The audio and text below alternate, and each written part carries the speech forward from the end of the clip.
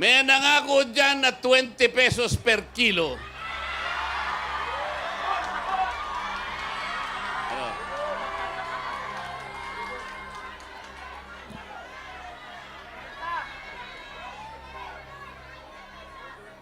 Oy, pabalik-balik na yung mga senador nila.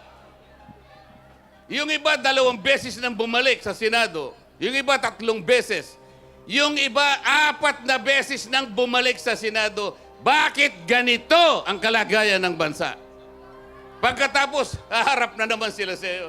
Anong katwiran? Anong katwiran? Anong gagawin mo? Pang-4 mo nang balik ito?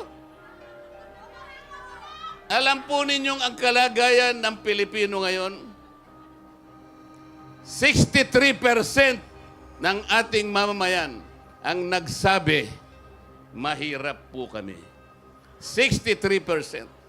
Ang katumbas po nun, 87 million Pilipinos. Bakit po nangyari? Ito ang pinakamataas na pagsasabi na sila'y mahirap in 21 years. Pagkatapos, haharap na naman sila sa inyo.